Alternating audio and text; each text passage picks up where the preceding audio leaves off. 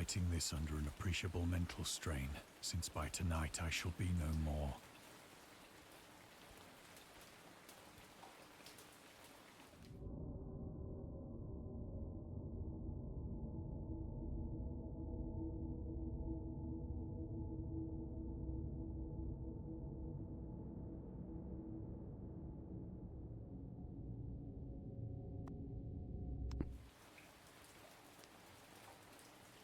Penniless, and at the end of my supply of the drug which alone makes life endurable, I can bear the torture no longer, and shall cast myself from this garret window into the squalid street below. Do not think from my slavery to morphine that I am a weakling or a degenerate.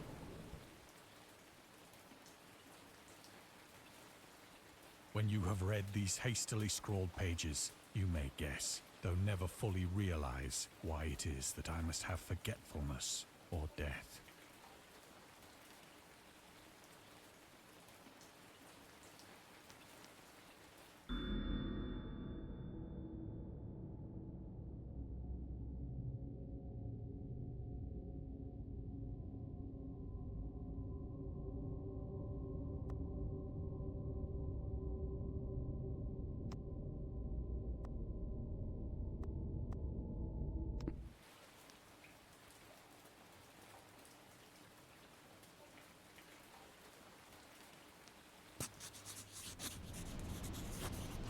It was in one of the most open and least frequented parts of the broad Pacific that the packet of which I was supercargo fell a victim to the German sea raider.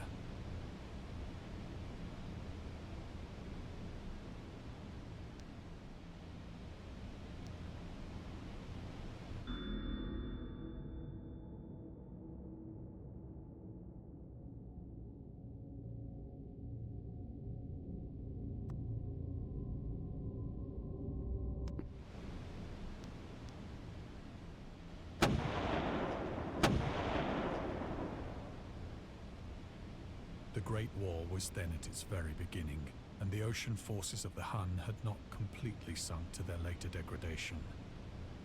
So that our vessel was made a legitimate prize, whilst we of her crew were treated with all the fairness and consideration due us as naval prisoners.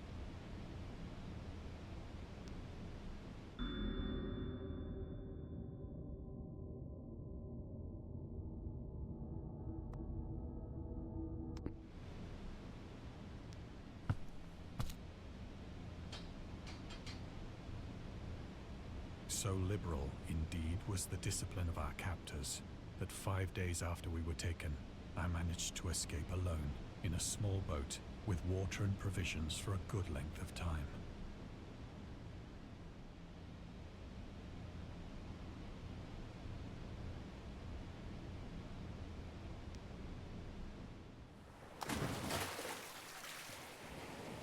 When I finally found myself adrift and free, I had but little idea of my surroundings.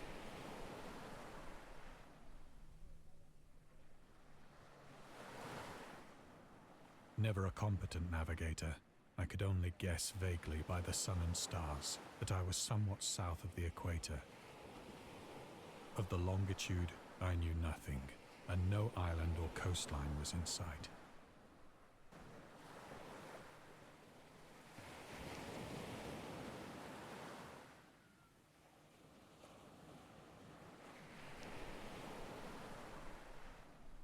The weather kept fair, and for uncounted days I drifted aimlessly beneath the scorching sun, waiting either for some passing ship or to be cast on the shores of some habitable land.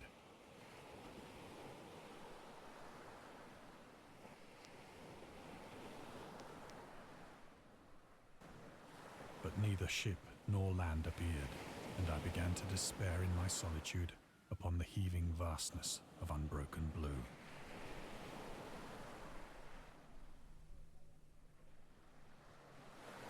The change happened whilst I slept. Its details I shall never know. For my slumber, though troubled and dream-infested, was continuous.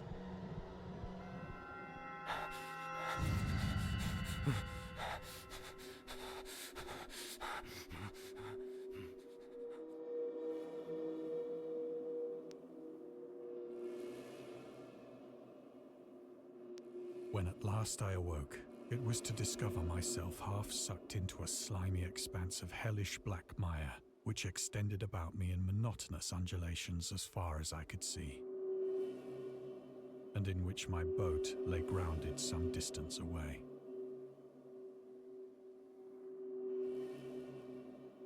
Though one might well imagine that my first sensation would be of wonder at so prodigious and unexpected a transformation of scenery, I was in reality more horrified than astonished.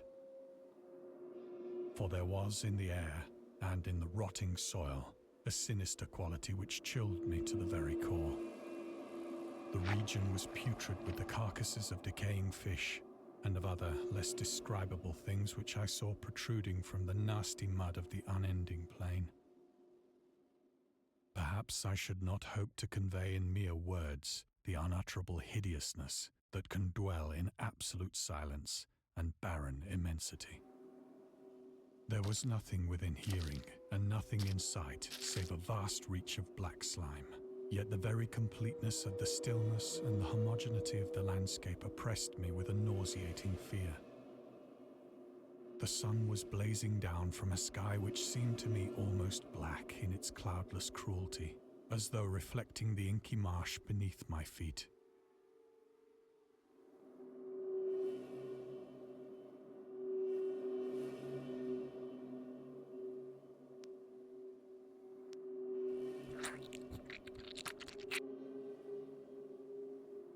As I crawled into the stranded boat, I realized that only one theory could explain my position. Through some unprecedented volcanic upheaval, a portion of the ocean floor must have been thrown to the surface, exposing regions for which innumerable millions of years had lain hidden under unfathomable watery depths. So great was the extent of the new land which had risen beneath me, that I could not detect the faintest noise of the surging ocean, straining my ears as I might. Nor were there any seafowl to prey upon the dead things.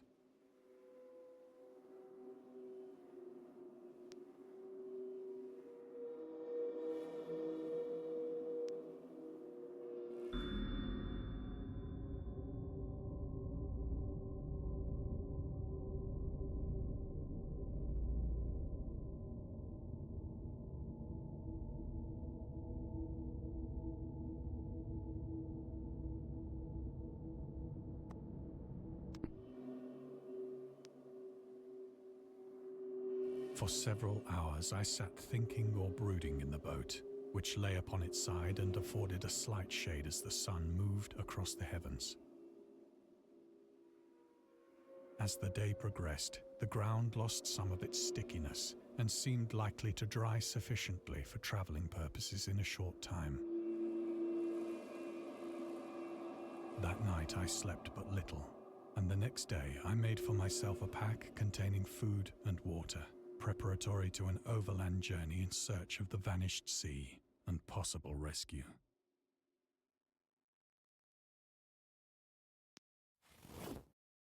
On the third morning, I found the soil dry enough to walk upon with ease. The odor of the fish was maddening, but I was too much concerned with graver things to mind so slight an evil, and set out boldly for an unknown goal.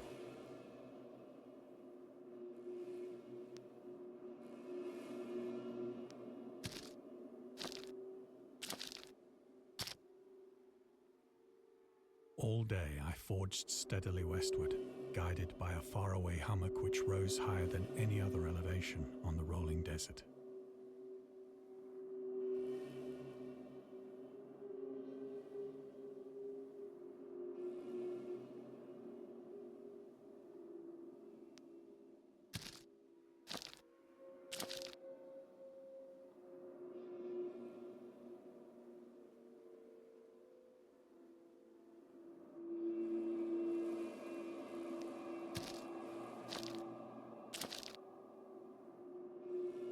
That night, I encamped, and on the following day still travelled toward the hummock, though that object seemed scarcely nearer than when I had first espied it.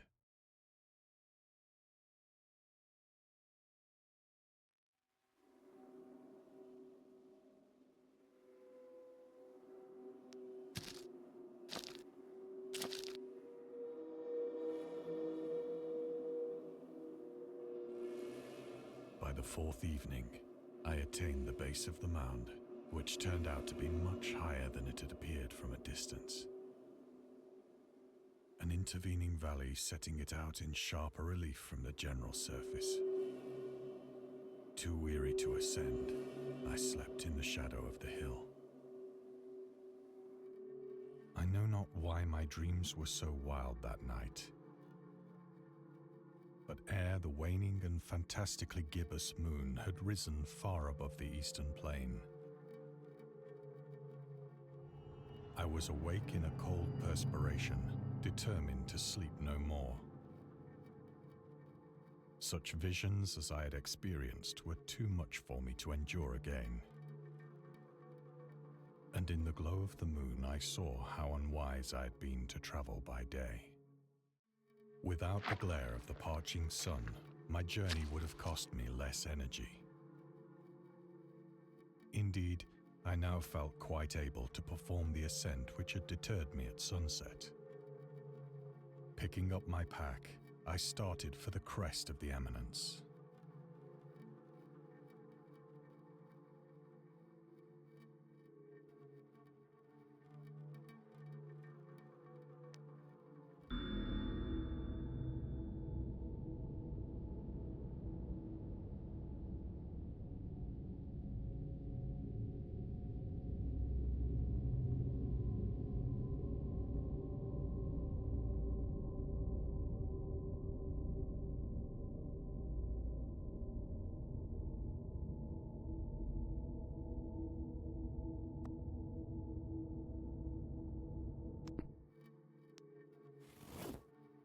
I have said that the unbroken monotony of the rolling plain was a source of vague horror to me. But I think my horror was greater when I gained the summit of the mound and looked down the other side into an immeasurable pit or canyon, whose black recesses the moon had not yet soared high enough to illumine. I felt myself on the edge of the world, peering over the rim into a fathomless chaos of eternal night. Through my terror ran curious reminiscences of Paradise Lost, and of Satan's hideous climb through the unfashioned realms of darkness. As the moon climbed higher in the sky, I began to see that the slopes of the valley were not quite so perpendicular as I had imagined. Ledges and outcroppings of rock afforded fairly easy footholds for a descent, whilst after a drop of only a few hundred feet, the declivity became very gradual.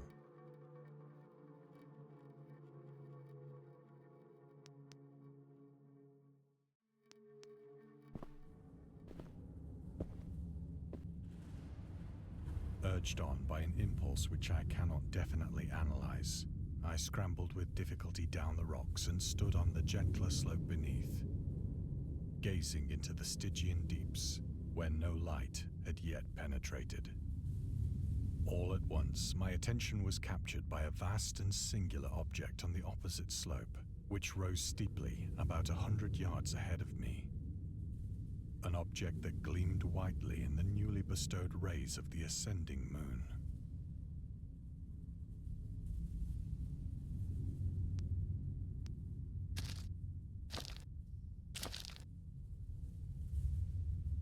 That it was merely a gigantic piece of stone, I soon assured myself.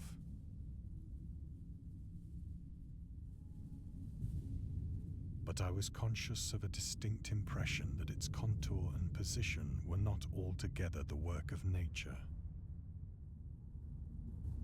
A closer scrutiny filled me with sensations I cannot express. For despite its enormous magnitude and its position in an abyss which had yawned at the bottom of the sea since the world was young, I perceived beyond a doubt that the strange object was a well-shaped monolith, whose massive bulk had known the workmanship and perhaps the worship of living and thinking creatures. Dazed and frightened, yet not without a certain thrill of the scientist's or archaeologist's delight. I examined my surroundings more closely.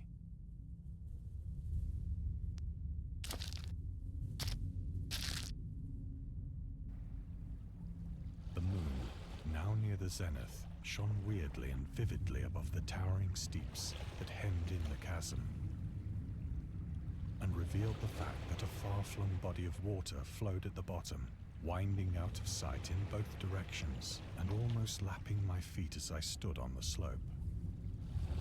Across the chasm, the wavelets washed the base of the Cyclopean monolith, on whose surface I could now trace both inscriptions and crude sculptures.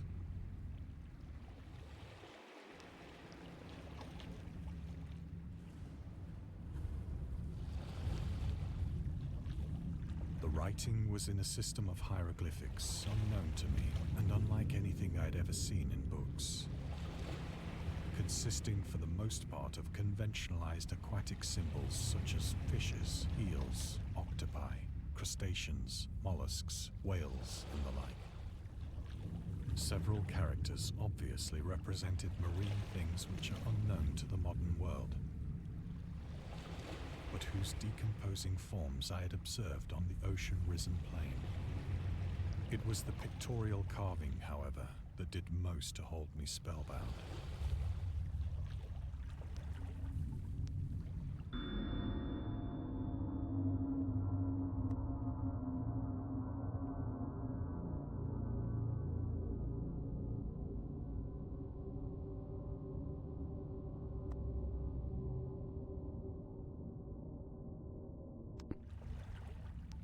Plainly visible across the intervening water, on account of their enormous size, were an array of bas-reliefs whose subjects would have excited the envy of a Doré. I think that these things were supposed to depict men, at least a certain sort of men. Though the creatures were shown disporting like fishes in the waters of some marine grotto,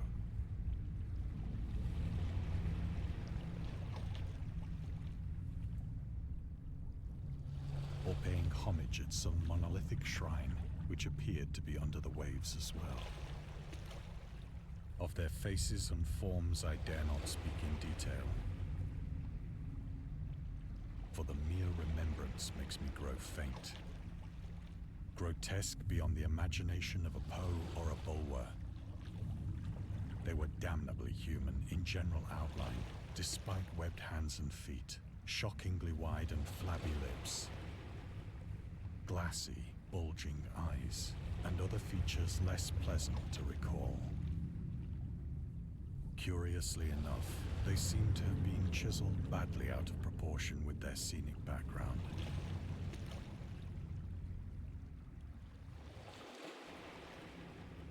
For one of the creatures was shown in the act of killing a whale, represented as but little larger than himself. I remarked, as I say, their grotesqueness and strange size, but in a moment decided that they were merely the imaginary gods of some primitive fishing or seafaring tribe. Some tribe whose last descendant had perished eras before the first ancestor of the Piltdown or Neanderthal man was born.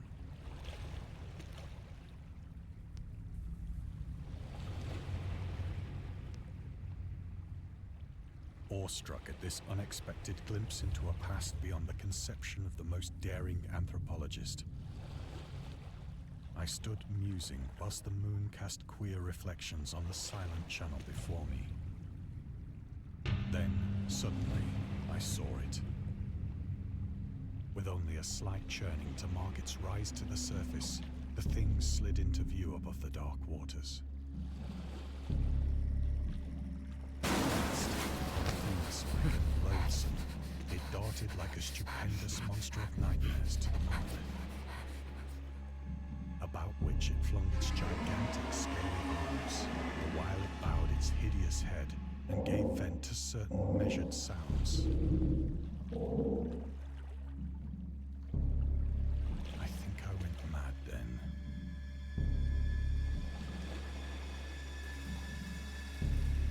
frantic ascent of the sloping cliff and of my delirious journey back to the stranded boat, I remember little.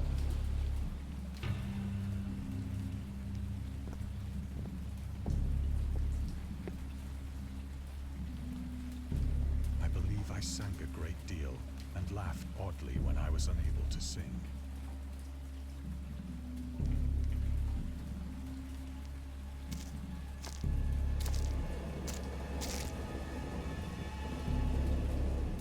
Indistinct recollections of a great storm sometime after I reached the boat. At any rate, I know that I heard pearls of thunder and other tones which nature utters only in her wildest moods.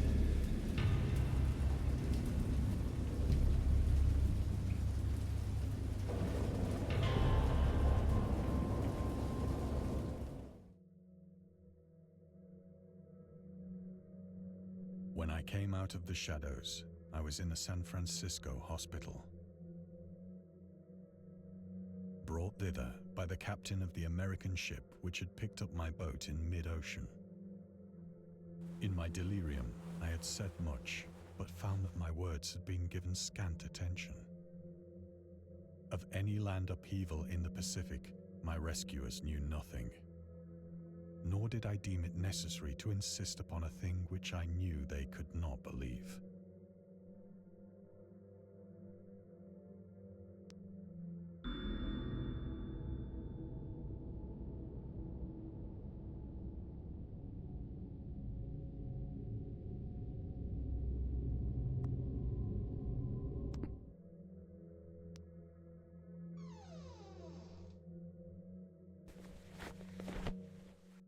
Once I sought out a celebrated ethnologist and amused him with peculiar questions regarding the ancient Philistine legend of Dagon, the fish god.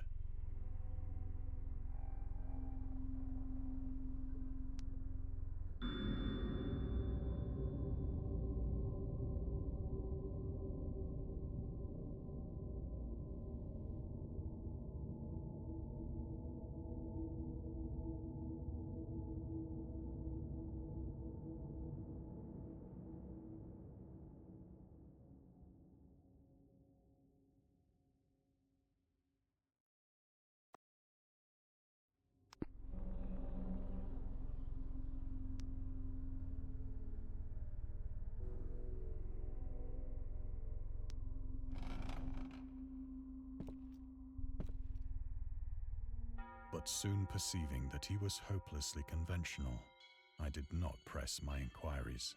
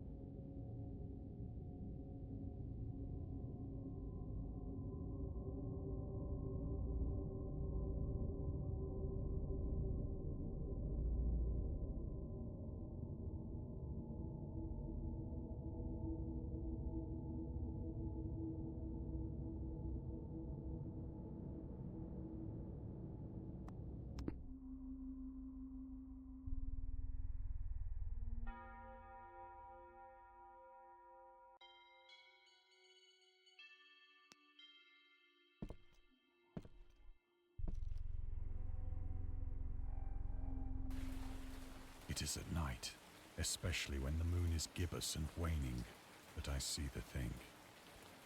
I tried morphine, but the drug has given only transient surcease and has drawn me into its clutches as a hopeless slave.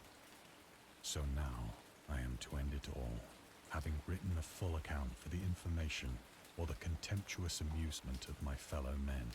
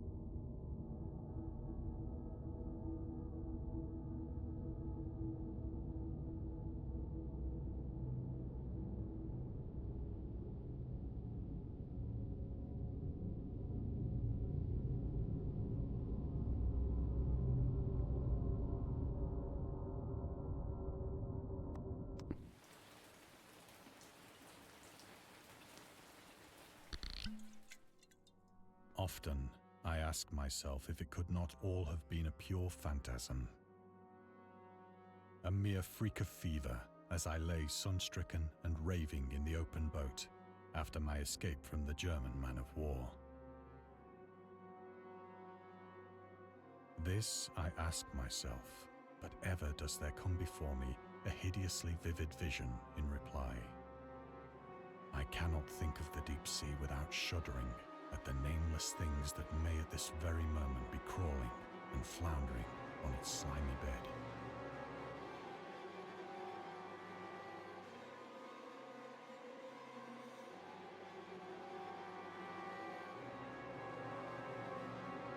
Worshipping their ancient stone idols and carving their own detestable likenesses on submarine obelisks of water-soaked granite. I dream of a day when they may rise above the billows to drag down into their reeking talons the remnants of puny, war-exhausted mankind.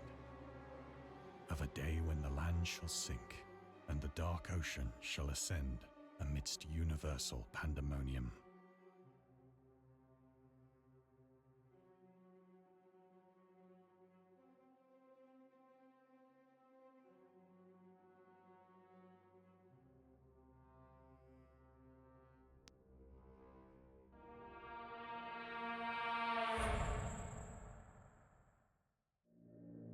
The end is near.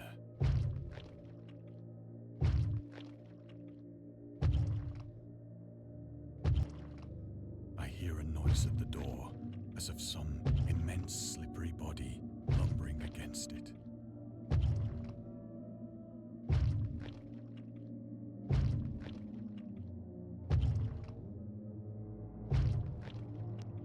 It shall not find me.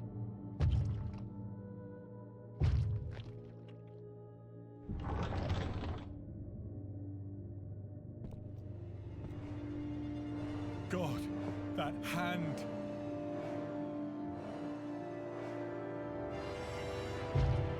The window! The window!